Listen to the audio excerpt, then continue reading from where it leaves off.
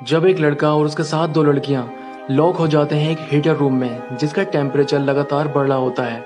आखिर ये लोग उस रूम में किस तरह से लॉक हो जाते हैं, क्या ये लोग उस रूम से जिंदा वापस आएंगे भी या नहीं, ये जानने के लिए वीडियो के अंत तक बने रहना। तो चलिए स्टार्ट करते हैं मूवी की स्टोरी को। दोस्तों, कहानी स्टार्ट होती है और स्टार्टिंग में हमें एक लड़की दिखाई जाती है जिसका नाम जेना होता है। जेना अपने मंगेतर के साथ कार ड्राइव कर रही होती है।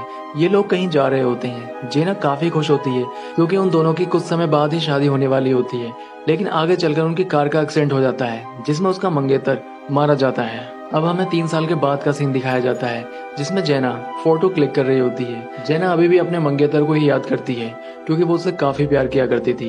अब यहाँ पर जेना के फ्रेंड रेने को दिखाया जाता है।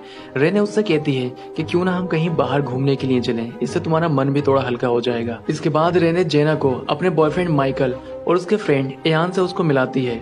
यहाँ पर एयान सभी से कहता है कि मेरे अंकल का काफी बड़ा रिजॉर्ट है जो कि एक बहुत बड़ी लेक के किनारे है, क्यों ना हम सभी लोग वहाँ चलें। ये सभी लोग डिस्कस करने के बाद वहाँ के लिए निकल जाते हैं। जब ये लोग रिजॉर्ट के लिए निकल जाते हैं तो एयान का अंकल उनका पहले से ही वहाँ वेट कर रहा होता है। इनके जाने से पहले ही उसने पूरी पार्टी की तैयारी कर रखी होती है। दरअसल ये पार्टी दारू की पार्टी होती है। वो सभी को दारू ऑफर करता है, लेकिन यहाँ जेना दारू पीने के लिए मना कर देती है और अंदर चले जाती है क्योंकि जेना अभी भी अपने मंगेतर को याद करके डिप्रेशन में रहती है, इसलिए वो डिप्रेशन की दवाइयां भी खा रही होती है। थोड़ी देर बाद सभी लोग अंदर आ जाते हैं। अब एयान जेना को हल्का फील कराने के लिए उसे सॉन्ग सुनने के लिए कहता है जिसमें जेना एग्री हो जाती है और एयान सॉन्ग लगा देता है। इसके बाद रात को सभी लोग साथ में बैठकर डिनर करते हैं। डिनर के बाद जेना बाहर चले जाती है और एयान के अंकल के कुत्ते के साथ खेलने लगती है। तब वो देखती है रेने का बॉयफ्रेंड माइकल काफी ज्यादा ड्रग्स ले रहा होता है। जब जेना ये बात रेने को बताती है तो रेने इस बात को लाइटली लेती है। इसके बाद वहाँ एयान का अंकल आ जाता है। वो उनसे कहता है कि रात को एक पार्टी है जिसमें सभी का इन्विटेशन है। मैं उस पार्टी में नहीं जा पाऊंगा क्योंकि उस पार्टी में मुझे डेकोरेशन का काम मिला है, मुझे काफी ज्यादा काम है, इसलिए तुम लोग चले जाना। ये लोग पार्टी में जाने से पहले हीटर रूम के अंदर जाने की बात करते हैं। दरअसल हीटर रूम एक ऐसा रूम होता है जिसका टेम्परेचर अपनी मर्जी से बढ़ाया या घटाया जा सकता है, जिसमें टेम्परेचर इतना हाई हो जाता है कि बॉडी पूरी गर्म हो जाती है। ये सभी लोग अपने अपने कपड़े उतारकर उस रूम के अंदर चले जाते हैं, लेकिन जेना को अभी इस रूम में जाते हुए कुछ अच्छा नहीं लग रहा था और दूसरी चीज वो अपने मंगेतर को भी नहीं भूल पा रही थी। इसकी वजह से वो वहाँ खुलकर एंजॉय नहीं कर पा रही थी। थोड़ी देर बाद जेना भी वहाँ आ जाती है, लेकिन उसकी रूम के अंदर जाने की हिम्मत नहीं होती है। तभी एयान वहाँ आ जाता है और उसे अंदर आने के लिए कहता है। तब जेना पानी की कुछ बोतल लेकर उस रूम के अंदर चली जाती है। अब ये लोग उस रूम के अंदर काफी ज्यादा एंजॉय कर रहे होते हैं। जब इनकी बॉडी काफी गर्म हो जाती है तो ये लोग फैसला करते हैं कि क्यों ना लेक के अंदर जाकर नहाया जाए और वापस फिर से इसी रूम के अंदर आया जाए।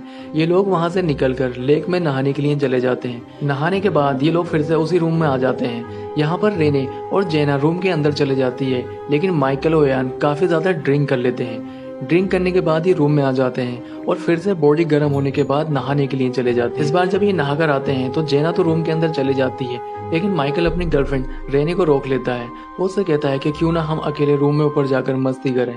यहाँ पर रेने उसको मना कर देती है और उससे कहती है कि तुमने काफी ज्यादा ड्रिंक कर ली है, इसलिए तुम्हारा दिमाग खराब हो गया है।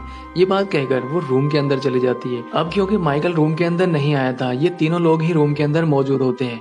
थोड़ी देर बाद एक आहट सुनाई देती है। यहाँ माइकल से अनजाने में एक ऐसी गलती हो जाती है जिसकी सजा अब ये तीनों भुगतने वाले होते हैं। जब ये लोग दरवाजे पर जाकर चेक करते हैं तो दरवाजा नहीं खुलता है। काफी कोशिश करने के बाद भी दरवाजा ये नहीं खोल पाते हैं। यहाँ रेने को लगता है कि माइकल शायद दरवाजा बंद करके बाहर से चला गया है। ये लोग माइकल को काफी ज्यादा आवाज लगाते हैं, लेकिन इनकी आवाज कोई नहीं सुनता है। अब क्योंकि कमरे का टेम्परेचर लगातार बढ़ रहा होता है, क्योंकि कमरे के अंदर स्टोन हीटर लगे होते हैं।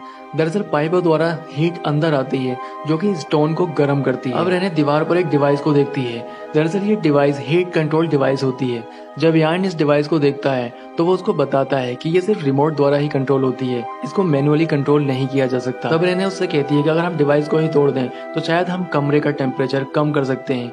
इसमें यान उससे कहता है कि डिवाइस तोड़ने पर जरूरी नहीं है कि कमरे का टेम्परेचर कम हो जाए, शायद कमरे का टेम्परेचर बढ़ भी सकता है। यहाँ पर ये लोग काफी ज्यादा परेशान हो जाते हैं। अब रेने गुस्से में दरवाजे में लगा कांच तोड़ने की कोशिश करती है, लेकिन कांच उससे नहीं टूटता है। यहाँ पर यान की दिमाग में एक आइडिया आता है। वो स्टोन हीटर में से एक स्टोन निकालने की कोशिश करता है। अब यान स्टोन हीटर में से एक स्टोन का टुकड़ा निकालने में कामयाब होता है। क्योंकि वो टुकड़ा काफी गर्म होता है, इसलिए वो उसको पानी में ठंडा करता है। पत्थर का टुकड़ा लेने के बाद यान दरवाजे में लगा कांच तोड़ने की कोशिश करता है, लेकिन कांच काफी ज्यादा मजबूत होने की वजह से उससे नहीं टूटता है। लेकिन यान कोशिश करते रहता है और वो कांच का टुकड़े को तोड़ देता है। क्योंकि कमरे का टेम्परेचर ज्यादा होने की वजह से ये लोग ठीक से सांस भी नहीं ले पा रहे थे, इसलिए कांच टूटने के बाद ये लोग आराम से सांस ले लेते हैं। इसके बाद ये माइकल को आवाज लगाते हैं, लेकिन वहाँ पर कोई नहीं होता है, क्योंकि माइकल ऑलरेडी पार्टी में जा चुका होता है। वहाँ पर उनकी आवाज कोई नहीं सुनता है। लेकिन इनको यहाँ पर दरवाजा बंद होने की वजह पता चल जाती है। बाहर देखने पे पता चलता है कि एक लेडर जो कि दरवाजे से अटक गई है, जिसकी वजह से दरवाजा नहीं खुल रहा होता है। अब ये लोग काफी ज्यादा परेशान हो जाते हैं और दरवाजा खोलने के बारे में ही सोच रहे होते हैं। यहाँ रेने यान से कहती है कि क्यों ना इस स्टोन हीटर को तोड़ दिया जाए, जिससे हीट आनी बंद हो जाए और कमरा थोड़ा ठंडा हो जाए। यहाँ पर यान उससे कहता है कि अगर हमने ऐसा करने की कोशिश की तो यहाँ एक बहुत बड़ा धमाका होगा, जिससे हम सभी मारे जाएंगे। अब यान उस लेडर को दरवाजे से हटाने के लिए पत्थर का एक टुकड़ा कपड़े में बांधता है और दरवाजे से अपना हाथ बाहर निकालकर उस लेडर को हटाने की कोशिश करता है, लेकिन वो ऐसा करने में नाकामयाब रहता है और काफी ज्यादा परेशान हो जाता है। इसके बाद रेने उस डिवाइस को तोड़ने की बात करती है, जिसमें यान और जेना ऐसा करने के लिए मना कर देते हैं, क्योंकि डिवाइस टूटने के बाद जरूरी नहीं है कि कमरे का टेम्परेचर कम हो जाए, हो सकता है कमरे का टेम्परेचर और बढ़ जाए।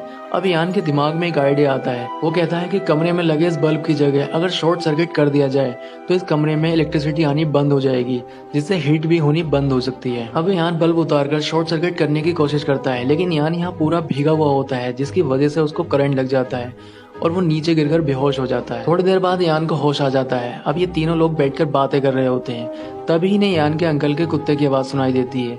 जब ये लोग दरवाजे पर आकर उसको आवाज लगाते हैं तो वो इनकी आवाज सुन लेता है और जोर जोर से भौंकने लगता है।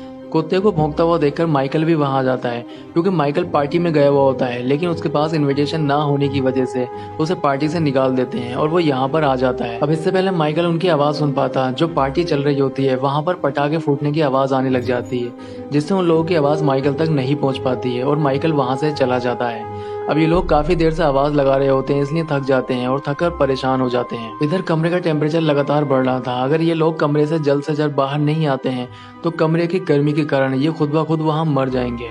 इसलिए यान अब कमरे में लगे स्टोन हीटर को तोड़ने का फैसला करता है। यान जब स्टोन हीटर को तोड़ता है तो वहाँ बहुत बड़ा धमाका होता है, जिसकी वजह से यान की मौत हो जाती है। दूसरी ओर धमाके के कारण रेने और जेना भी बेहोश हो जाती हैं। धमाके के बाद यान का अंकल भी वहाँ पहुंच जाता है। जब वो देखता है कि दरवाजा लेडर से लॉक हो रखा है और सभी लोग अंदर हैं, तो वो घबरा जाता है। इसके बाद उन सभी को वहाँ से रेस्क्यू किया जाता है। सभी को जब बाहर निकाला जाता है तो पता चलता है कि यान की मौत हो गई है। ये सब कुछ देखकर माइकल काफी ज्यादा परेशान हो जाता है और फ्लैशबैक की बातों को सोचने लगता है। फ्लैशबैक में हमें दिखाया जाता है माइकल काफी ड्रिंक किए हुए होता है और वो काफी गुस्से में भी होता है, क्योंकि उसकी गर्लफ्रेंड ने उसके साथ रूम में जाने से मना कर दिया होता है, इसलिए वो काफी गुस्से में होता है। काफी ज्यादा ड्रिंक करने के बाद उसको कोई होश नहीं होता है। उसकी एक गलती की वजह से लेडर दरवाजे से टकरा जाती है और दरवाजे को ब्लॉक कर देती है, लेकिन वो दरवाजे से लेडर हटाए बिना ही वहां से चला जाता है और रूम में मौजूद सभी लोग ब्लॉक हो जाते हैं। यही बात सोच सोच कर माइकल काफी परेशान होता है। वो अपनी गलती का एहसास भी करता है, लेकिन उसकी इस गलती की वजह से उसका दोस्त यान इस दुनिया को छोड़कर जा चुका था। यहाँ वो यही बात सोचता है कि काश अगर वो होश में होता तो उससे ऐसी गलती ना होती और उसका दोस्त आज यान उसके साथ होता।